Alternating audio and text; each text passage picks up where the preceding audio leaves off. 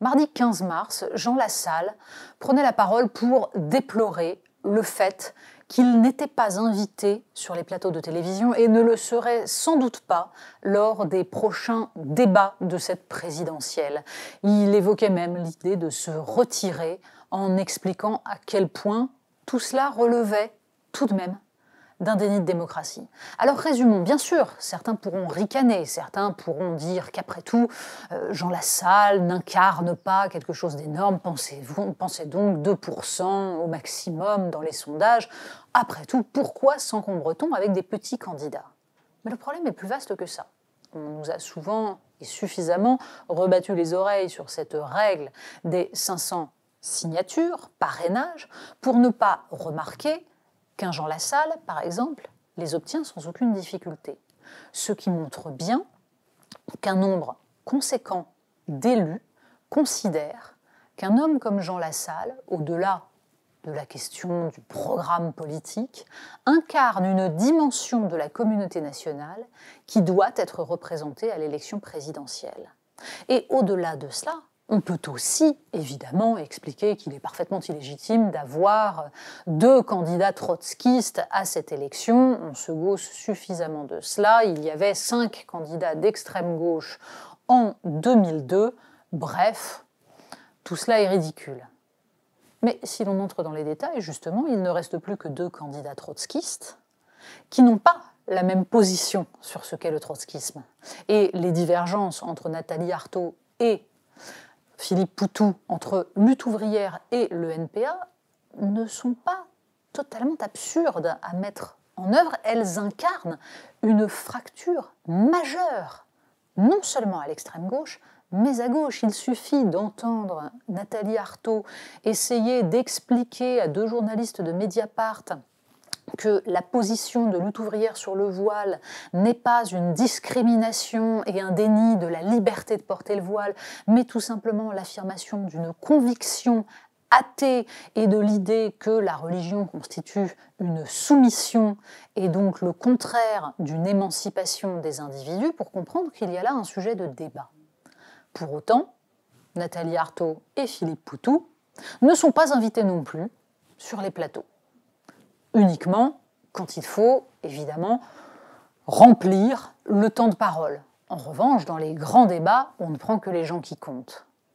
Ajoutons Nicolas Dupont-Aignan, dont le moins qu'on puisse dire est qu'il a un programme.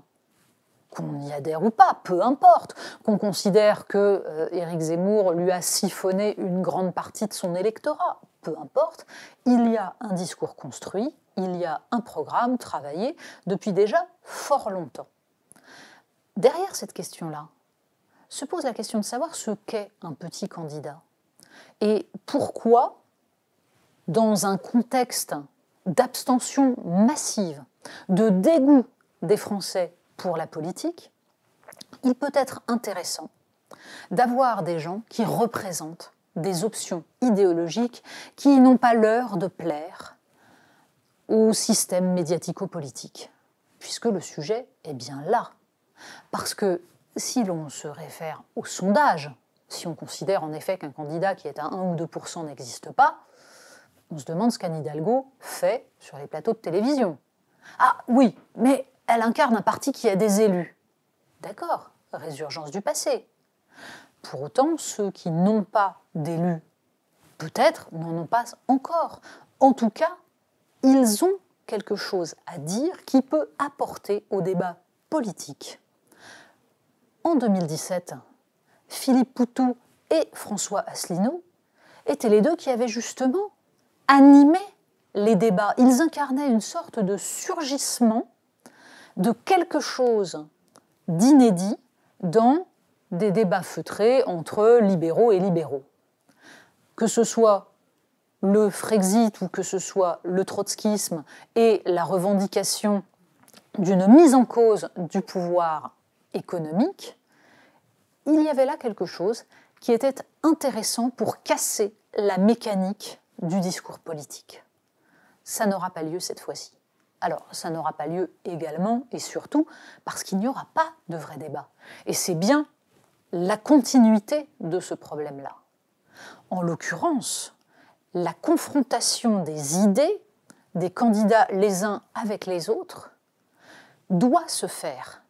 Quelle que soit la manière, bien sûr, on rétorquera qu'après tout, on a eu des campagnes présidentielles à une époque où il n'y avait pas ces fameux débats de chaînes d'infos continues. On pourra même expliquer, et c'est tout à fait légitime, que ces débats, dans leur mécanique, ont l'art d'évacuer les sujets essentiels dans la mesure où ils sont en général organisés comme une sorte de speed dating dans lequel le candidat a 3 minutes pour expliquer combien de fonctionnaires il veut supprimer, 3 minutes pour expliquer, par exemple, sa vision de l'assurance chômage, sans que jamais il n'y ait l'énoncé d'une pensée cohérente.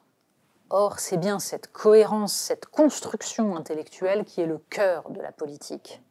Mais ce n'est pas ça, cette critique-là, qui a déterminé le fait qu'il n'y aurait pas de véritable débat pour l'élection présidentielle de 2022, mais bien le fait que le candidat président considère qu'il aurait tout à perdre à descendre dans l'arène. Derrière cela, il y a l'idée que l'élection est déjà jouée. Fermez le banc, terminé, on a déjà voté. Alors on nous l'a déjà fait ce coup-là, bien entendu, et ça ne marche pas à chaque fois. Pour autant, la nécessité d'agiter des idées, de mettre sur la table des visions autres, d'entendre ce qu'ont à nous dire des gens qui ne sont pas dans les grands partis dominants, dans les mouvements les plus en vue du monde politique, c'est aussi une manière de prévenir la colère qui ne cessera de monter forcément si une part importante du peuple français se sent flouée dans cette élection et a l'impression qu'elle lui a une fois de plus été non pas forcément volée, mais en tout cas qu'elle a été escamotée et que les sujets n'ont pas été discutés, arbitrés et n'ont pas eu le temps de maturer.